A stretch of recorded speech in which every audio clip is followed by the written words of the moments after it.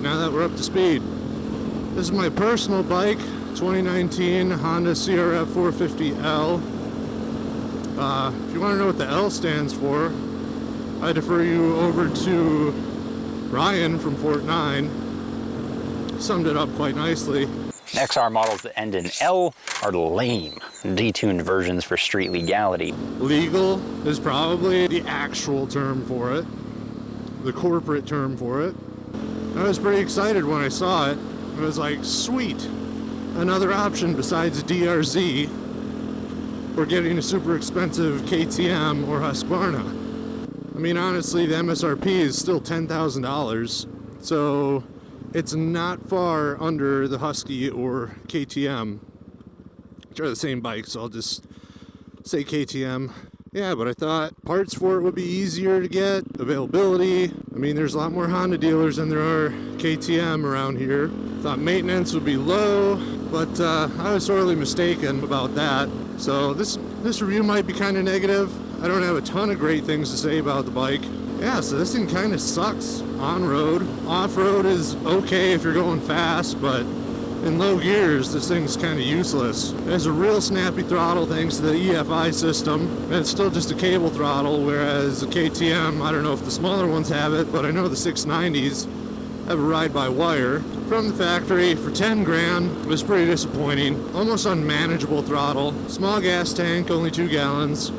For a dirt bike, that's not bad, but you'll see I put a 3-gallon on here, and it was absolutely necessary. I mean, pretty expensive, but I mean, just adding the 1 gallon, going up to 3, it made a world of difference. Like, I used to fill it up every single time I went riding, and now I don't know how many times I've gone lately without having to fill up. Yeah, so that was a big thing. Range, not so great. Doesn't get that good of fuel mileage, also because I'm such a large individual. I'm like a sail on top of this thing, full sail. That leads me to another disappointing fact about the bike. It's only rated for 220-pound rider plus gear. So if you're thinking this would be a light ADV, or like you could make it a light ADV, you have to be pretty light yourself, because you cannot carry a lot with you. In full disclosure, I weigh a lot more than 220 pounds by myself. So I put a heavier spring in the back, the heaviest one that can go on. It went from like a 5.1 kilogram to a 6.1. So I don't know what that really does for it. Maybe adds another 20 pounds you can carry. But yeah, so I figured go on a diet and that would help things out, but easier said than done. There's no real getting around that. Like if I weighed 220 pounds, I'm 6'6". So if I weigh 220, I'd have to get like a hollow leg mod or something like that. You would be scrawny as shit. It's more of a personal issue. I guess the average rider wouldn't have too many problems with it, especially if they just use it for a dual sport or want to make it a supermoto. But on top of everything else, well, it had a super hard seat. They just put the motocross seat on it because why spend any extra money on that? That's like sitting on a 2x4. And because you're not racing motocross, you're going to be sitting a little bit. You're on the road, you're going to sit. And man, I could barely ride a half an hour without just having to stand like the rest of the ride. Yeah, so I got this nice seat concept seat. It's much better, but it still gets sore kind of quick. That still wasn't the end of the issues. I mean, we still got the exhaust, weighs a ton, super quiet, which, I mean, for some people is fine. Not so much for me. You can tell I have a louder exhaust on this. Put a Yoshimura full system on it. But then we get to the heart of the issue with this bike, is the ECU. So from Honda, it's non-adjustable, locked, can't do nothing with it. They make some piggyback systems for it, but I don't think it really helps. Yep. I was watching you, lady. Anyways, what was I saying? The ECU. It had the bike running so lean, it would just die. Like what I'm doing right now, coasting to a stop in neutral, it'll just flame out. The fuel system will starve itself so much that the engine cannot keep running. Yeah, so that's no good. And to fix all the problems I've listed, let's see, we got a new tank, which that's either or, like you can put up with it. I'd say the ECU is definitely an essential. That's $700. And if you get the ECU, you really should get an exhaust for it. And that's what the new ECU is set for, the Yoshimura or an FMF, and that's what it's already mapped for. Now, full system, $600 for the Yoshimura, $300 for the tank, $300 for the seat. You could bring that down to like $180 or something if you get the, how you doing there, bud? Yeah, anyways, $180 if you get the kit and do it yourself for the seat, and I didn't want to chance that.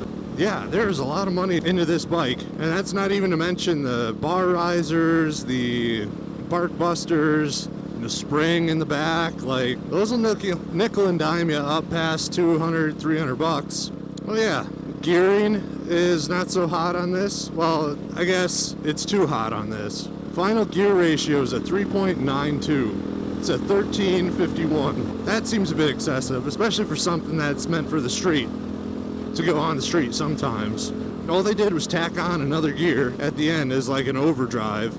It'll do 60 fine, even with my fat ass on here, as you can see. But that's after I put a new front sprocket on. I put a 14 tooth in the front, and that brought it down to like a 3.62. It kept this thing from like vibrating itself to death at 65 miles an hour. It's still kind of high strung at that speed, but it's way better than it was. I don't know how much I'm into it now. With all the stuff I've done, I can calculate it, maybe put it on the screen.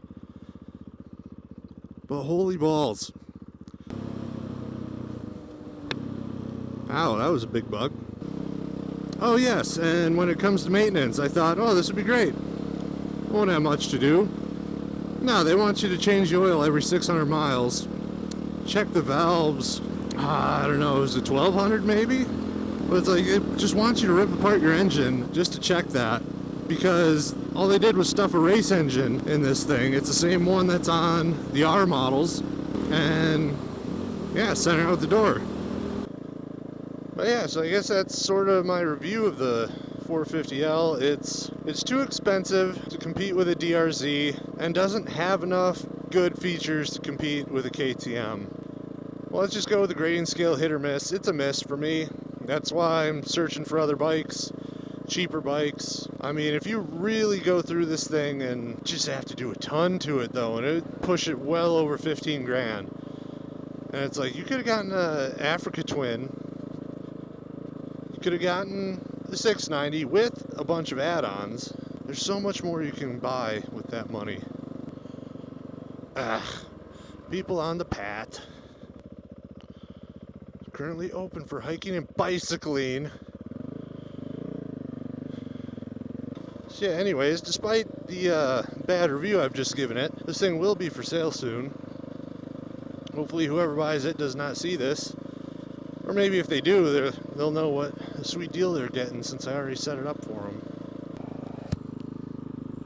Alright, I guess I could make a little quickie. Just go over, I guess, all the add-ons I did to this bike and if it's worth it. If you have a 450, if your heart's set on it, price is no object, I can probably recommend all the mods I've done so far. Seat's really nice. The tank, I keep going back to that. Like, every time I ride this thing, I am just so happy I have this tank on here.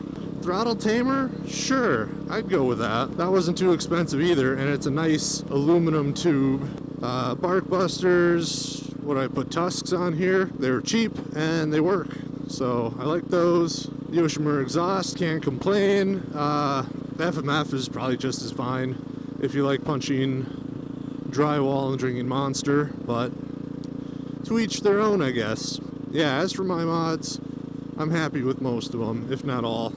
No, I'm happy with all of them. I just wish I didn't have to change everything. Well, hopefully this was a little more entertaining of a video. The last one I did, I just sort of complained about my job, and we are moving on from that.